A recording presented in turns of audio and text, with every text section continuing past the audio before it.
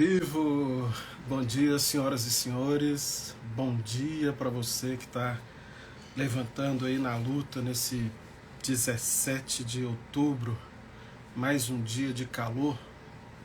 Estamos ao vivo aí com você. Olá, muito bom. Olá, o Dr. Hélio Soares Ribeiro entrou. Gente, sejam muito bem-vindos. Olá, muito bom, gente. Olha, nós estamos aí para mais um Café com Letícia. Hoje, sexta-feira, 17 de novembro, né? O ano já está terminando. O calor está tremendo, tem muita. Opa! Muito calor ainda para a gente enfrentar.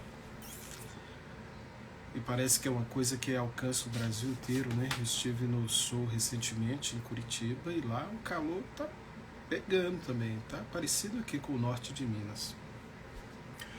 Muito bom, gente. Olha, agradeço a vocês que vão chegando, vocês que estão aí entrando na live. Hoje eu fiz um compromisso num lançamento que nós fizemos na terça-feira, da Uso Capião Descomplicada. Aí nós fizemos uma live de lançamento, estávamos eu, a professora Letícia Maculan, o professor Carlos Londe, e nós tivemos muitas perguntas na live. A gente conseguiu responder algumas, mas não conseguimos atender todas. Nós ficamos devendo aí muitas das perguntas, das respostas das perguntas que nos foram feitas. Então eu fiz um compromisso lá de que no primeiro café com Letícia subsequente a gente ia tratar dessas questões. Então hoje eu vou fazer isso. Eu vou relacionar aqui, são questões que alcançam mais do que interesses muito íntimos da pessoa, né? São questões aí que vão ajudar todo mundo, ajudam as pessoas em qualquer lugar do país. São problemas ligados à posse, ao uso capião, que interessa a todo mundo que trabalha nessa área. Lembro a vocês que o curso ainda está com as inscrições abertas, embora acreditamos que em breve deva fechar a turma. Então quem tiver interesse de fazer o curso é da Uso Capião Descomplicada. Ele tem 4 módulos muito interessantes. Um módulo introdutório, onde você tem acesso a todas as informações elementares, propedêuticas da Uso Capião. Um módulo segundo, ele trata de todas as modalidades da Uso Capião. Um módulo terceiro, tratando especificamente da Uso Capião extrajudicial, que é um módulo repleto de informações, porque a especialidade nossa é justamente o extrajudicial. E o módulo 4, que trata da Uso Capião judicial, né? Como é que faz para propor ação, como é que faz para se defender. E ainda um módulo bônus, né? Onde tem uma série de aulas, muitas horas aulas, tratando do tema, e onde a gente vai poder acrescentar aulas na medida que, no período de vigência do curso, houver variação na legislação ou variação em ato normativo. A gente vai sempre lá postando essas aulas complementares. Muito bom, gente.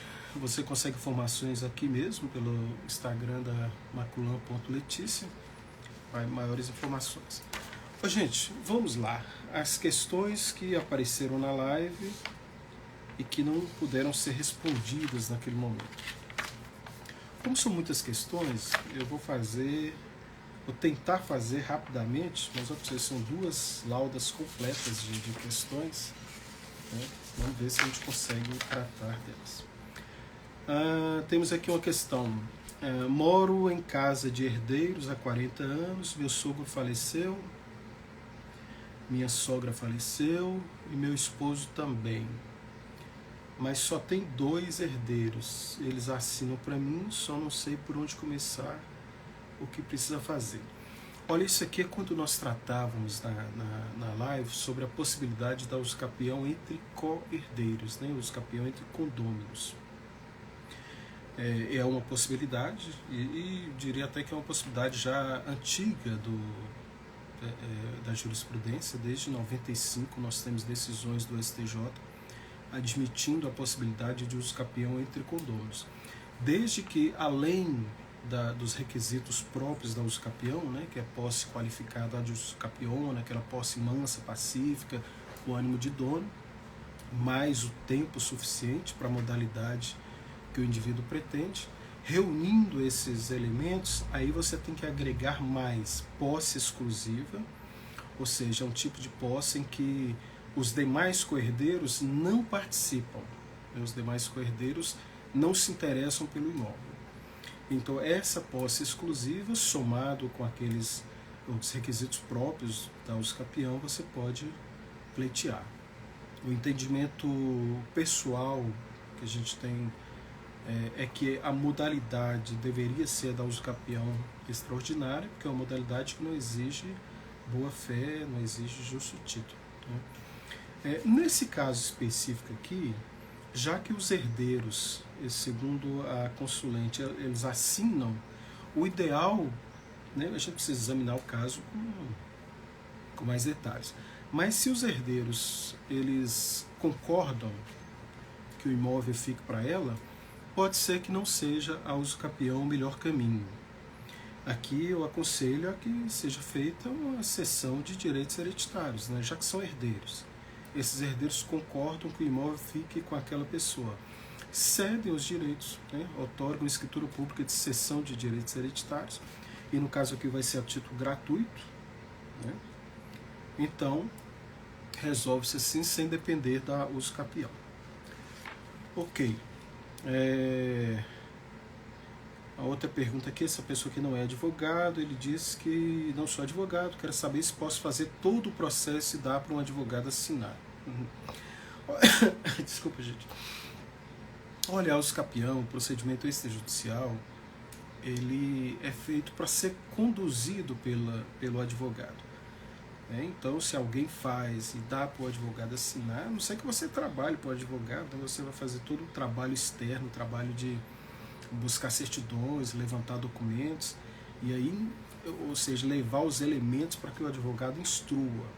Mas não é assim que funciona, né? O advogado ele tem um protagonismo nisso. Outra aqui, quando se tratar de imóvel rural, quando não houver matrícula do imóvel, como posso atribuir o valor venal do imóvel para efeitos de uso capião extrajudicial? Olha, a atribuição de imóvel é que é um imóvel rural, né, que não tem matrícula. Olha, a atribuição de valor para efeito de emolumentos, ele deve levar em consideração exatamente o valor venal, que é um valor de mercado, um valor de venda. Esse valor ele pode ser orientado por valores oficiais, no caso de um IPTU, no caso de um ITR, mas a inexistência desses documentos não inviabiliza a atribuição de valor. Atribua o valor de mercado. Esse é o melhor conselho que se pode dar, né? A lei fala em valor venal, valor de venda, então atribua esse valor. No caso de imóvel com mais de 4 inventários, que foi vendido há mais de 7 anos, cujo ITBI já foi pago pelo comprador, existe possibilidade de uso capião extrajudicial?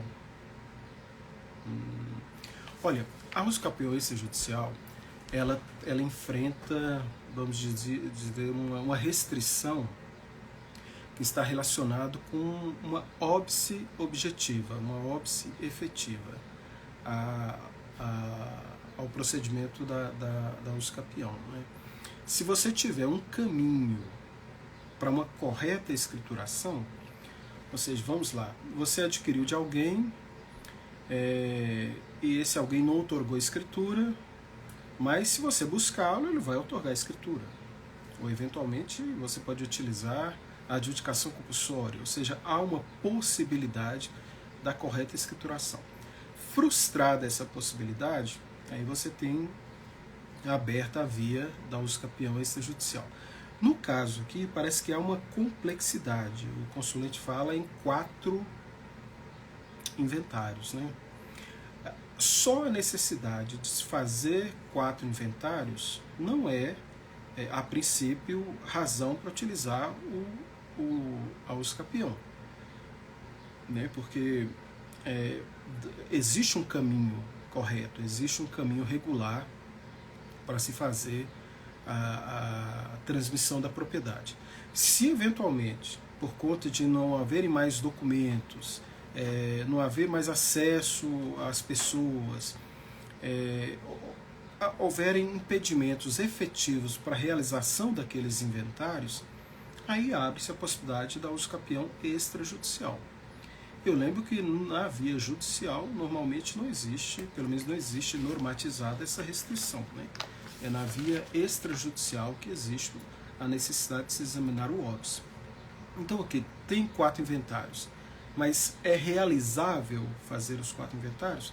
Então não se faz a usucapião extrajudicial.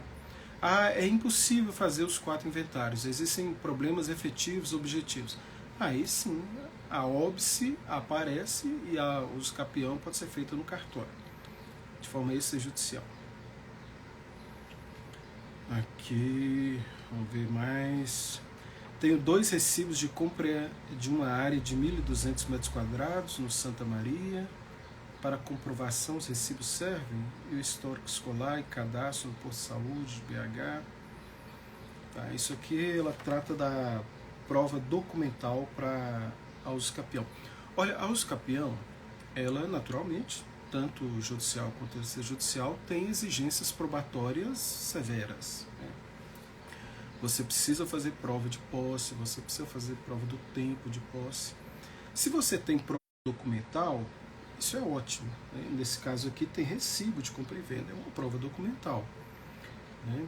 E ela tem ainda comprovantes de endereço, né? Um histórico escolar, um cadastro do posto de saúde que apontam no tempo quando ela começou a residir no local. Mas além dessas provas documentais, que são realmente muito interessantes e elas dão muita tranquilidade para o notário, para o registrador, a prova oral é fundamental também. A prova oral é a prova das testemunhas. As testemunhas que comparecem atestam o seu tempo de posse, os seus confrontantes, né? Os confrontantes são excelentes testemunhas, né? Eles sabem dizer há quanto tempo você está lá, afinal eles são vizinhos, né? Há tanto tempo. Então essa prova já é um bom começo, viu? Essa documentação que você tem já é um bom começo. Outra pergunta: comprei uma casa em 2000, tenho o contrato de compra e venda registrado em cartório, olha, interessante. A vendedora veio a falecer e os herdeiros estão em local não sabido. Como legalizar? Olha, nesse caso aqui, como aparentemente o imóvel ele possui uma origem registral em nome do vendedor, ou melhor, em nome da promitente vendedora, ela tinha um imóvel, fez o contrato particular de compromisso, de promessa de compra e venda. Esse contrato foi levado ao registro, ou seja, ele consta lá como informação no mesmo lugar onde está a matrícula do imóvel. E aí a vendedora faleceu e os herdeiros desapareceram. Nesse caso aqui, eu diria para você que o melhor caminho não seria a usucapião, seria justamente a adjudicação compulsória, né? Mas os herdeiros não estão aí, ninguém sabe onde é que estão. Os herdeiros eles podem ser citados, notificados pessoalmente ou por edital, né? Existe a possibilidade de você notificar esses proprietários ou herdeiros de proprietários ou mesmo terceiros interessados pela via do edital. Então a adjudicação compulsória, que também pode ser feita em cartório, parece ser a via mais adequada para esse caso. Ele é bem fechadinho, né? Comprou, pagou, tem contrato, até registrou o contrato, que é uma coisa que é uma providência salutar, é uma providência importante, mas a lei nem exige isso, né? Então tem todos os elementos aqui para se fazer a adjudicação compulsória. Vamos ver mais. Bom, Tem outra pergunta aqui sobre se existe recolhimento de ITCD na ata de uso capião extrajudicial. Será que é isso mesmo? Se vocês entendem que no registro da ata de uso capião extrajudicial o cartório de registro de imóveis pode exigir recolhimento do ITCD? Gente, primeiro, ata notarial não é instrumento translativo de propriedade. Não é isso, não é essa a função da ata. A ata, ela serve para documentar, né, e para autenticar o fato da posse. Então a ata notarial ela não vai para o registro.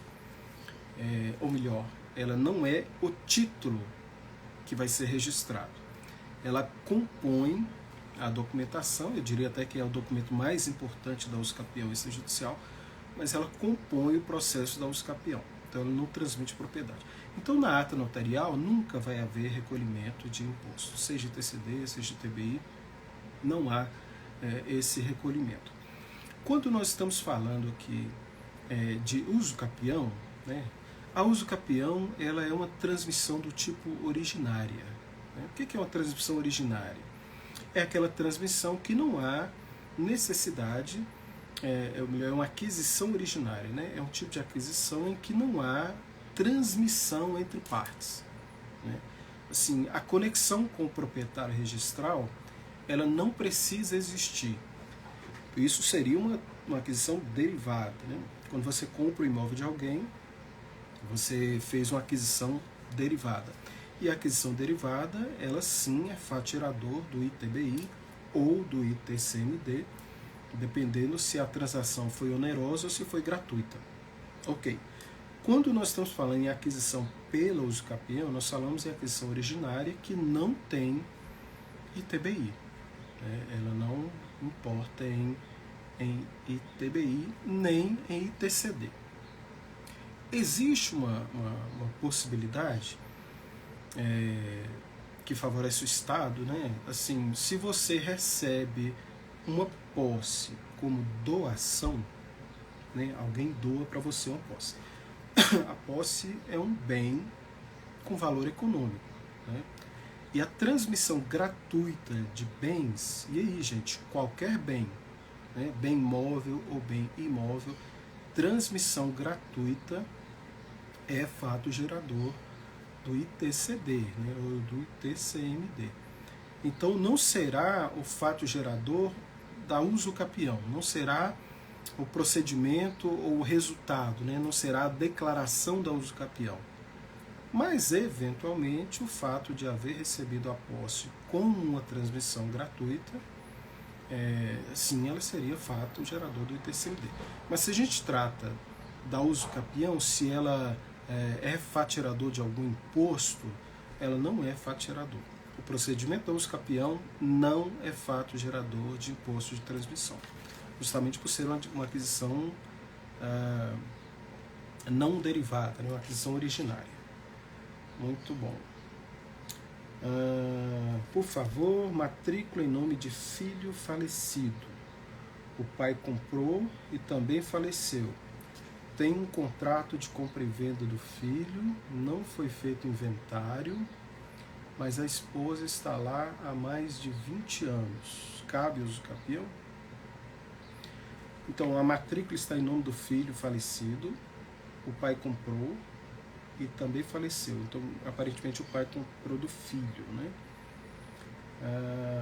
Não foi feito inventário, a esposa está lá há mais de 20 anos, o capião. Será a esposa do filho, talvez? Gente, mas vamos lá. Quando você tem uma situação em que os requisitos da posse qualificada ad usus capione estão cumpridos, posse mansa e pacífica, posse contínua, sem oposição, ânimo de dono, ou seja, não há nenhum contrato que oriente o fato de estar no imóvel, né? Você não está no imóvel porque alugou, não está no imóvel porque arrendou, não está no imóvel porque alguém permitiu, né, um comodato, ou seja, não há um vínculo contratual que justifique a posse de alguém no imóvel, e ele está lá, e ele está lá por mais de 15 anos, olha lá, ó, são 20 anos de posse. A possibilidade da usucapião existe, né? Naturalmente que o contexto é tudo, a gente precisa entender os fatos que envolvem essa situação, né? Mas naquela escala de graduação, né? Possibilidade, probabilidade, certeza. Eu diria que nós estamos no segundo degrau da probabilidade, né? Porque, conforme a descrição, os elementos para a obtenção da usucapião estão presentes.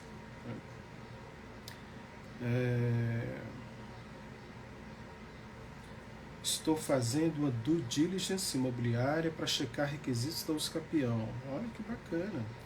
Nesse procedimento prévio, busco a declaração dos vizinhos confrontantes, tentando minimizar possíveis entraves futuros.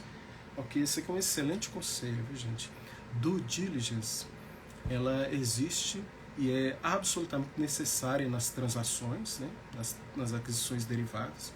A due diligence é justamente a atenção especial, a inspeção que você faz tanto nas partes quanto no imóvel, né? A gente pode até dizer que é uma auditoria do negócio para prevenir problema futuro. Isso é muito importante nas transações entre pessoas e é espetacular na usucapião, justamente para se convencer de que o direito é claro, né? Para você não se arriscar em uma aventura, né?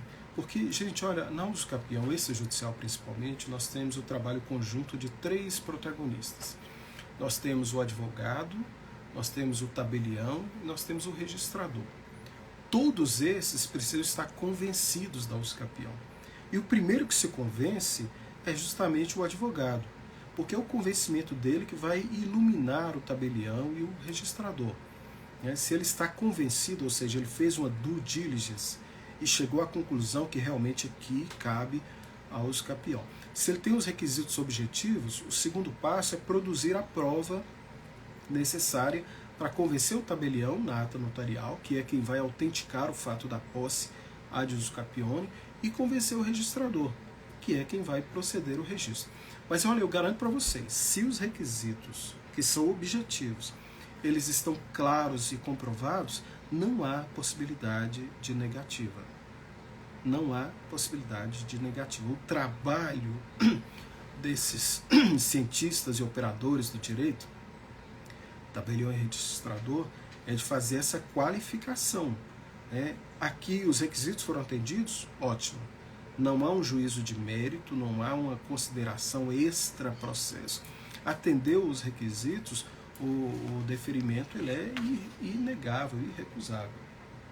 Parabéns aí para quem faz a due diligence. Vamos ver o que mais aqui.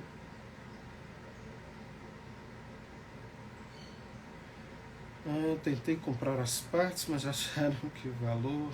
Bom, aparentemente que ele paga o IPTU há mais de 20 anos. Tentei comprar as partes das outros proprietários, mas acharam que o valor que eu estava pagando é inferior ao que vale. Posso pedir ao usucapião? Olha, pela descrição do caso aqui, ela reconhece a propriedade dos outros, né? Tanto que a pessoa ela propõe um pagamento, mas aí os corredeiros entendem que o pagamento não é suficiente. Só o fato de pretender a aquisição é uma comprovação de que não há o ânimo de dono sobre a área toda, né? Porque o ânimo de dono é aquela convicção íntima que a pessoa tem, convicção da alma, de que ele é dono do imóvel, né? E é um requisito, é subjetivo, mas é um requisito da usucapião. Aqui eu acredito que, do modo como a questão foi posta, aparentemente não caberia ao usucapião, né? A gente poderia examinar isso com mais vagar, tendo um contexto completo, né? Mas aqui me parece, a princípio, que não.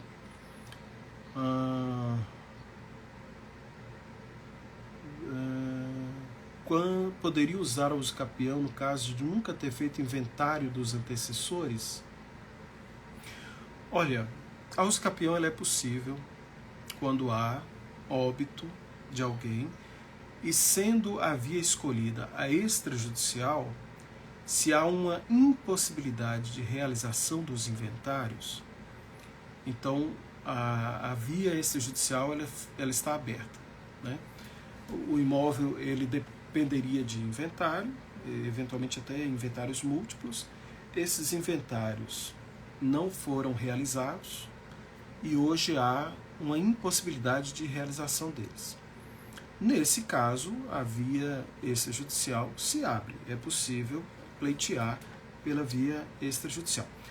Mas, novamente, o alerta. Se, eventualmente, existe a possibilidade, ainda que seja complexa, de você trilhar um caminho para a correta escrituração pela usucapião, pelo inventário, aí, no que se refere ao extrajudicial, você primeiro vai pleitear o inventário, né? Aí, havendo impossibilidade de alcançar o êxito pelo inventário, aí sim que a usucapião extrajudicial ela se apresenta. Fora do extrajudicial, no judicial, existe a possibilidade. Embora já hajam decisões, inclusive foi falado na nossa live, né? Existem decisões onde essa óbice tem sido observada também no judicial. Ou seja, a usucapião, gente, ela não pode servir como um instrumento de burla, né? Um instrumento para você deixar de recolher o imposto de transmissão, por exemplo. Não é para isso que a usucapião serve, né? Não é para você deixar de recolher o ITCMD, que é o lado do inventário. Não é um atalho para você evitar uma despesa e ainda assim alcançar o registro do imóvel. Não é para isso que ele serve.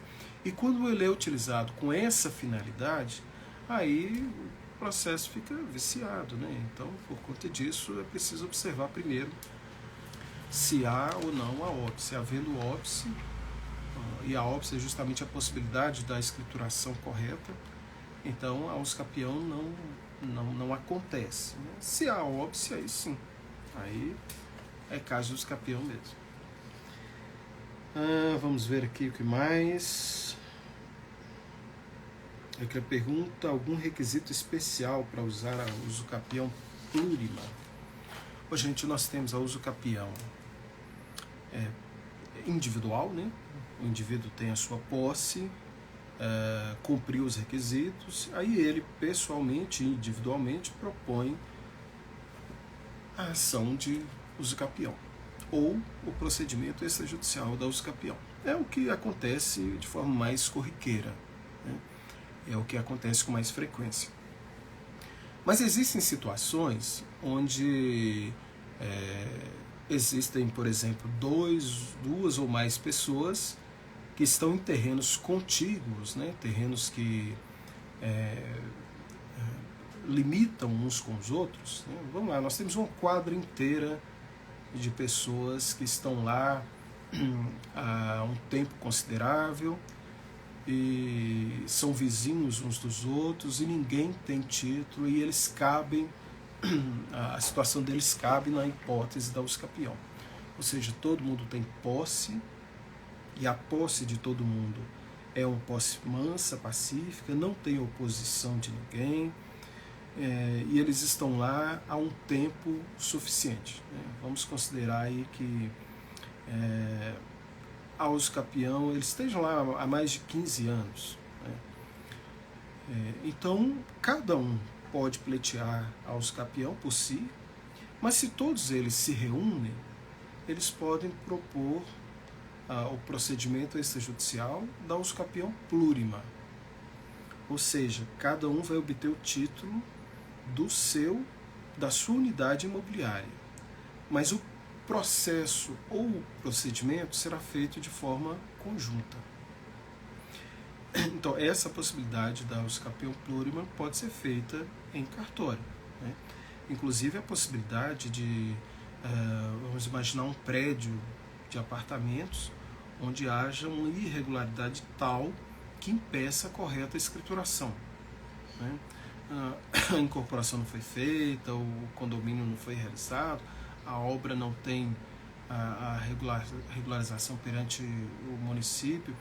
Então é possível que as pessoas se juntem, se reúnam e façam um usucapião plurima. Nesse caso, cada um vai ter a sua unidade registrada isoladamente. Não vai haver uma formação de condomínio entre eles, né? Cada um vai ter a sua porção perfeitamente individualizada. Gente, isso tem um chamariz, porque o custo acaba sendo reduzido, né? O pessoal lá que tem imóveis contíguos numa mesma quadra, eles podem contratar o mesmo serviço de topografia, eles podem fazer apenas uma ata notarial, né? A despesa seria reduzida.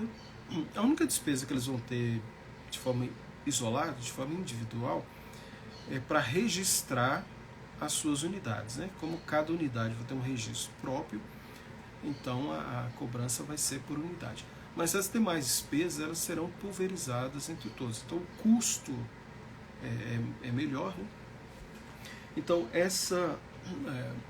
o usucapião plurima seria pelo menos 2 requisitos agregados aos requisitos próprios da usucapião, né? Primeiro, que a posse tenha origem num fato jurídico comum, né? Eles estejam lá em razão do mesmo fato, e que sejam contíguos, né? Que sejam limitantes uns dos outros, né? Se um que está numa ponta da quadra, o outro está na outra ponta, não dá para fazer a usucapião plurima, eles precisariam estar juntos, um ao lado do outro. Muito bom. Essa seria a usucapião plurima com unidades imobiliárias individuais. Existe a possibilidade também de se fazer, se propor a usucapião em situações de composse. O que seria composse? Várias pessoas ocupam um mesmo imóvel sem que haja um esclarecimento quanto aos limites de cada um. Vamos lá, um imóvel indivisível. Um apartamento. Um apartamento é indivisível. Não dá para um ficar com o banheiro, outro ficar com o quarto, outro ficar com a sala. Não dá. Há ali uma composse de tudo. Então, nesse caso, também é possível fazer a usucapião, mas aí nós teremos uma usucapião de compossuidores, né? O título que eles vão obter será um título de propriedade em nome de todos, e aí nós teríamos um condomínio entre eles, né? Eles serão coproprietários, né? Essa é a situação da composse. São 2 faces aí da usucapião plurima. Outra pergunta: cabe a usucapião ordinária se o cliente tem como documento uma escritura pública de cessão de direitos há mais de 10 anos e o imóvel não foi partilhado? Bom, vamos lá. Se cabe a usucapião ordinária. A modalidade da usucapião ordinária, ela exige, né, os requisitos básicos, né, posse, tempo, e além disso ela exige justo título e boa fé, né? O justo título, durante muito tempo no nosso sistema, ele foi entendido de uma forma bastante restrita, né? O justo título é tido como um documento que fosse a princípio passível de registro, mas por algum defeito ele acabou não cumprindo a sua função, né, de transmitir a propriedade. Era uma perspectiva bastante restritiva que acabava afastando muitas situações da possibilidade da usucapião ordinária. Hoje em dia nós temos uma perspectiva sobre o justo título muito mais abrangente. Hoje o justo título seria um documento que desse uma causa jurídica à posse em determinado lugar. Tanto que o próprio provimento 65 do CNJ, que foi inteiramente transcrito para o provimento 149 do mesmo CNJ, então hoje em dia o 65 está revogado e vale as regras do provimento 149 do CNJ. Esse provimento ele descreve um elenco de títulos, de justos títulos, né? Dentre eles está lá a cessão de direitos hereditários. Então, a gente, com as informações que estão aqui na questão, já tem posse de mais de 10 anos. Né? 10 anos é justamente a posse que se exige para o usucapião ordinária. Né? Essa posse pode ser reduzida, né, para 5 anos, mas é que ele tem os 10 anos. Ele tem escritura pública de cessão de direitos. Ok, então são dois elementos. Ele tem um justo título e tem a posse. Bom, o cessionário, ele tem poderes para abrir o inventário. Então ele mesmo, se o problema for o inventário não ter sido aberto, ele pode abrir o inventário. Então o cessionário tem legitimidade para abrir o inventário, tanto judicial quanto extrajudicial. Né? Naturalmente que se não houver consenso, aí haverá um fechamento das portas do extrajudicial. Então existe um caminho para se alcançar o título mediante o inventário. Esse caminho existente, ele significa uma óbice ao inventário. Desculpa, uma óbice ao usucapião, porque existe um caminho para a correta escrituração. Se eventualmente houver algum elemento que impossibilite esse inventário, aí sim ele poderia utilizar a usucapião extrajudicial. Então, nessa questão aqui, os requisitos da usucapião ordinária estão presentes, mas há uma provável óbice por conta da possibilidade de se trilhar esse caminho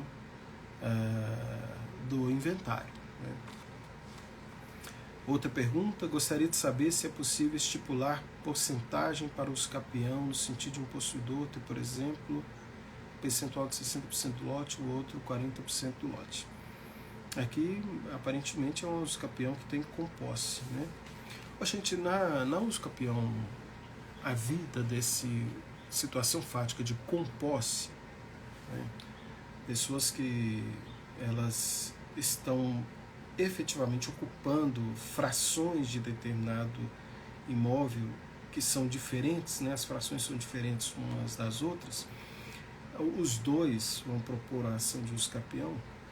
Na descrição das posses de cada um, não há necessidade nenhuma que sejam posses idênticas, né? Posses exatas, iguais, né? Elas podem ser posses em percentuais diferentes. Né? Então não há problema se trata de um usucapião plurima, de um usucapião de composse, para que eles obtenham o título em conjunto, que se esclareça o percentual de ocupação de cada um. Né? Não há problema em relação a isso. Vamos ver aqui. Quando o bairro todo é posse concedida pelo prefeito, consigo regularizar a minha casa só?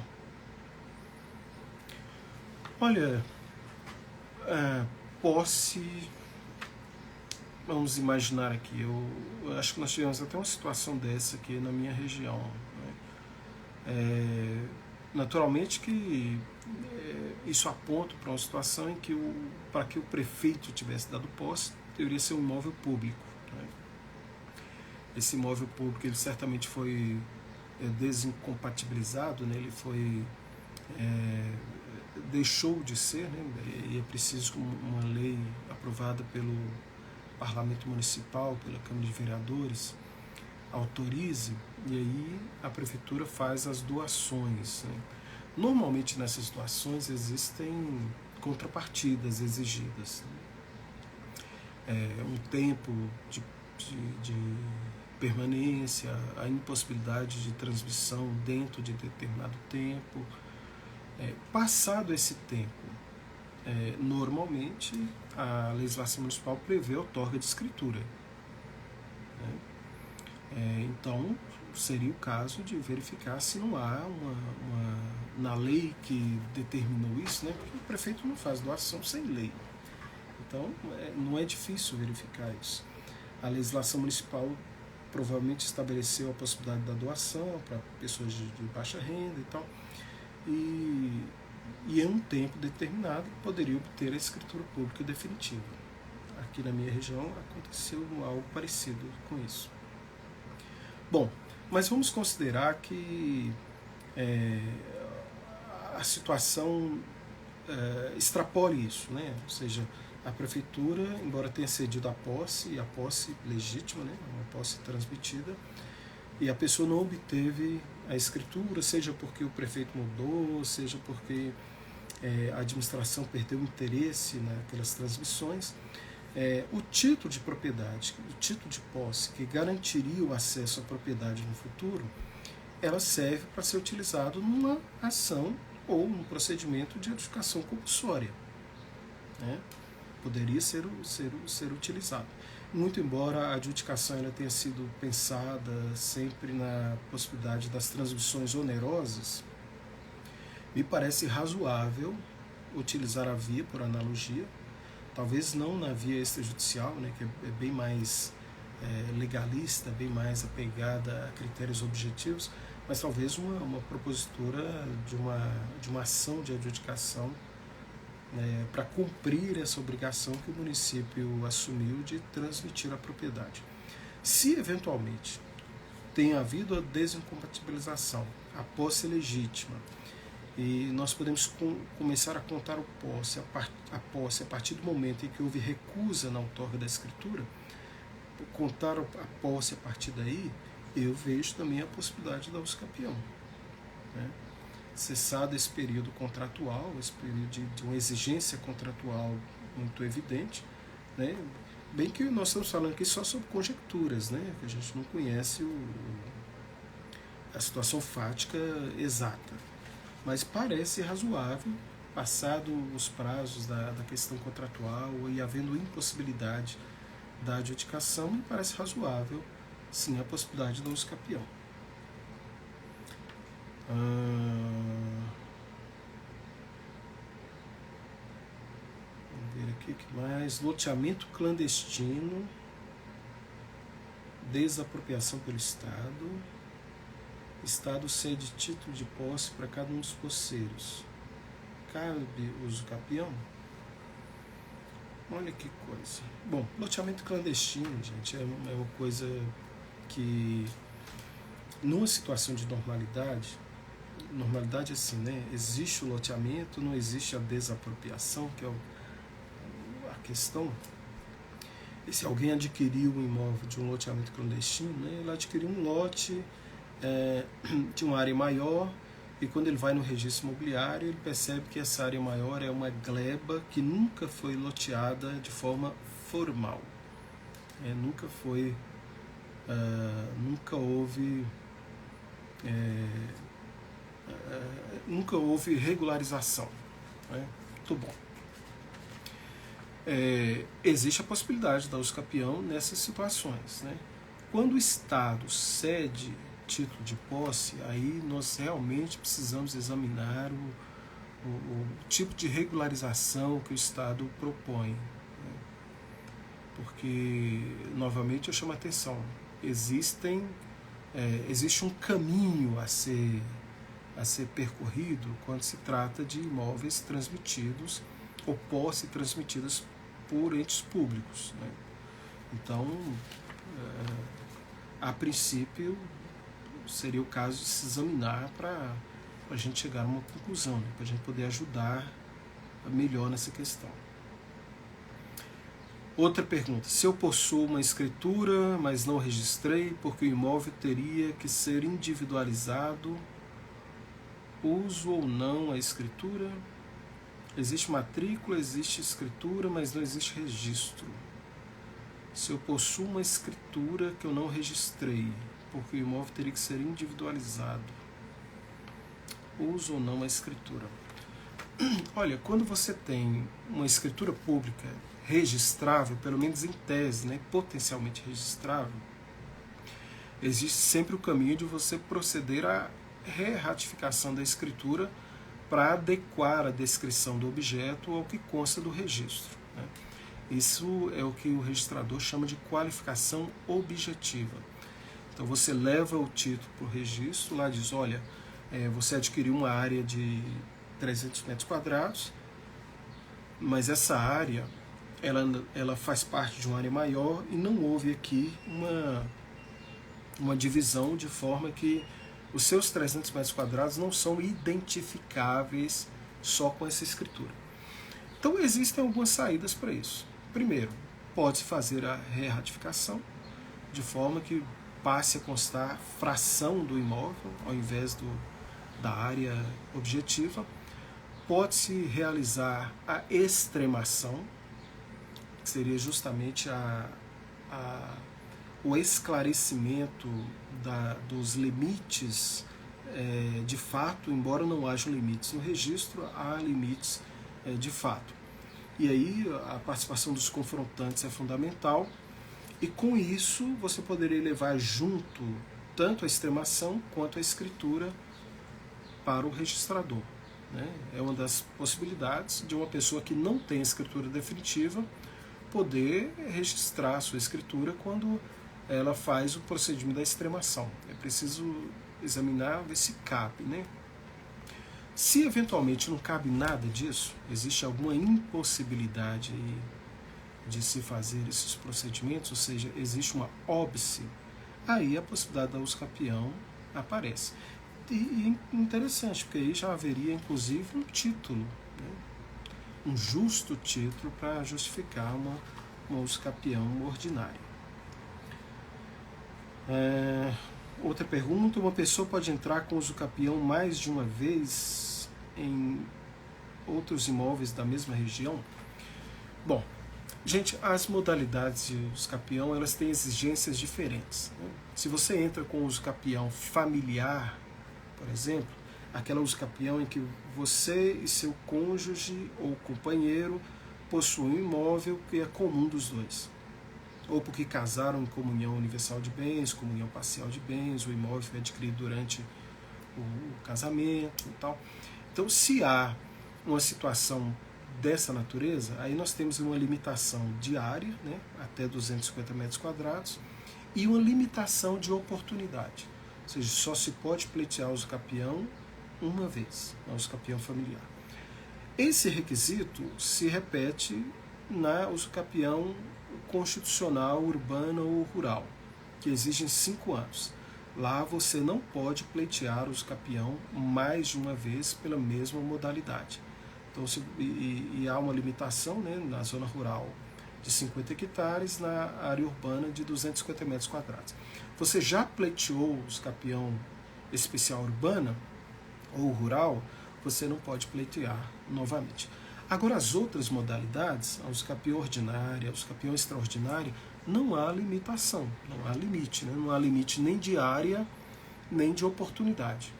Então, se uma pessoa tem posse real, efetiva, de vários imóveis, em lugares diferentes ou não, ele pode sim pleitear uso capião. Naturalmente, gente, que precisam haver os requisitos, né? Posse, mansa pacífica, posse prolongada, né? Tempo suficiente, aí pode-se pleitear uso capião. Como diz a professora Letícia, sendo bento, né, dá para fazer. Vamos ver aqui mais uma questão. Muito bom. Imóveis que passou por judicialização pode ser usucapido? O processo foi dado baixa. No caso, imóvel que passou por judicialização. Aqui não há um esclarecimento sobre qual seria essa judicialização, mas vamos lá. Gente, a eventual existência de penhora, de ônus, vícios e pendências que constem do imóvel, esses ônus eles não inviabilizam a uso capião. Né? O fato de um imóvel eventualmente ter sido penhorado, né? Ou houve uma disputa judicial a respeito dele, né? Desde que essa disputa não esteja relacionada diretamente com uma uso capião que foi frustrada na via judicial porque não havia preenchimento dos requisitos, né? Porque se o judiciário já disse que não é caso de uso capião, não dá para fazer isso não dá para renovar isso pela via extrajudicial. Mas se houve uma judicialização lateral de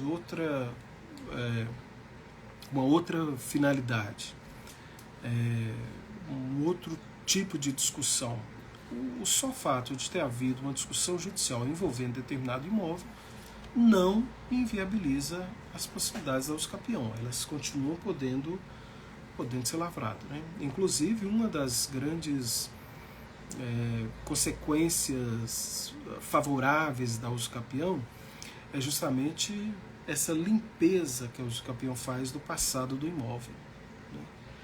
Ela é como se o imóvel nascesse naquele momento sem as máculas, sem os vícios, sem os defeitos de uma existência anterior, né?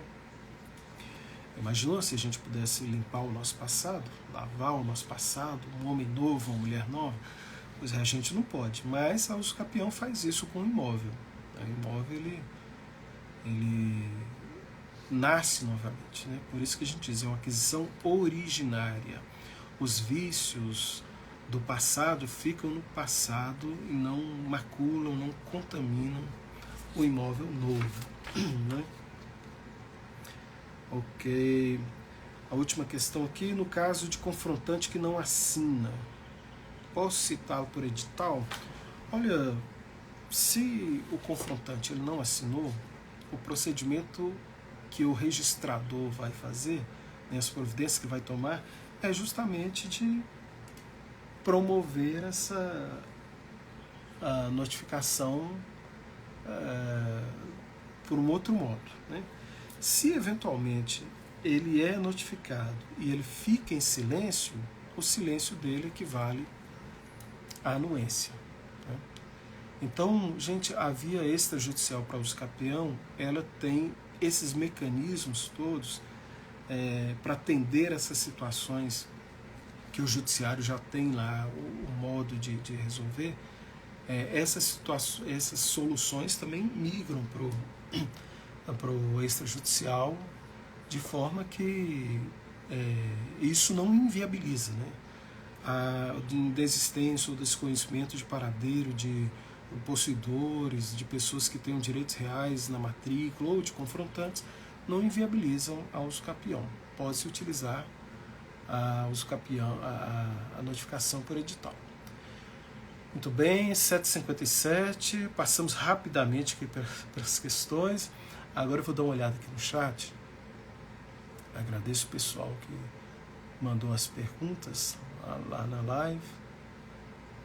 E podem continuar mandando aí no Instagram da professora Letícia, que a gente tem o maior prazer de poder ajudar. Isso. Oh, gente, parece que tem um problema com o áudio, né? Pessoas reclamando do áudio muito baixo.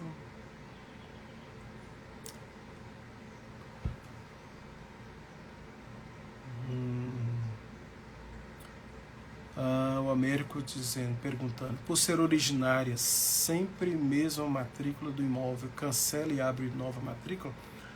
Olha, Américo, um abraço aí para você. Gente, esse é o cenário ideal, né? Já que a gente fala em aquisição originária, a gente esquece do passado. O ideal é que se abra sempre uma nova matrícula para o imóvel. Mas os atos normativos mesmo, que tratam da uso capião extrajudicial, aqui em Minas mesmo, existe a possibilidade de se aproveitar a mesma matrícula, né? Há essa possibilidade. Então, tanto há a possibilidade de abertura de nova matrícula, quanto permanecer na matrícula anterior. Eu diria para vocês que o que é mais adequado, o que é mais concetâneo com a uso capião é a abertura de nova matrícula, é um nascimento novo. O Dr. Jairo, adquirido imóvel rural por escritura e registrado, 700 hectares, registrador põe fogo no livro. Eita! Necessidade de restauração das matrículas sem prova da cadeia dominial anulada a matrícula. Uso capião ou compra. Olha, quando há perda de informação, né, às vezes a gente se esquece que o registro imobiliário, ele nasceu para ser, e ele é principalmente um grande banco de dados, né? É um banco de dados. Lá tem informações que acompanham o imóvel, né? Transmissões, aquisições, ônus, né? Situações que são averbadas, que são registradas. Quando há um perdimento, né? Quando há um desaparecimento de um livro, ou no caso aqui houve, parece até que uma ação dolosa, né? O registrador põe fogo no livro. Perde-se essas informações, aí existe um procedimento próprio, que é o procedimento de restauração, né? De recuperação dessas informações. Se essa recuperação é possível, e ela pode ser feita com ampla dilação probatória, aí recupera-se toda a cadeia dominial e ok, as coisas estão resolvidas. Se não há essa recuperação, se há uma impossibilidade absoluta, e isso naturalmente vai ter que ser declarado na decisão, né, de que defere ou indefere a restauração. Se há, por exemplo, impossibilidade do reconhecimento da propriedade anterior, e o adquirente ele fica impossibilitado, inviabilizado completamente de seguir com essa cadeia sucessória. Aí seria o caso da uso capião, né? Mas normalmente essas informações elas são levantadas, isso acaba sendo restaurado, né? Porque embora o registro é quem tem os dados, né? O registrador que seja o grande portador dessas informações do banco de dados, os títulos estão guardados aí nas casas das pessoas, né? E eles são utilizados para restaurar esses livros, né? Muito bom.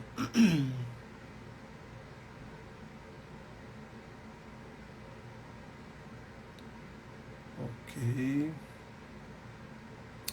Vamos passar aqui, ver se tem mais alguma coisa.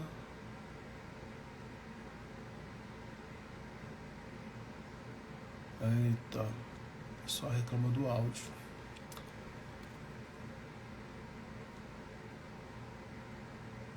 Ok, vamos lá, que já estamos terminando aqui.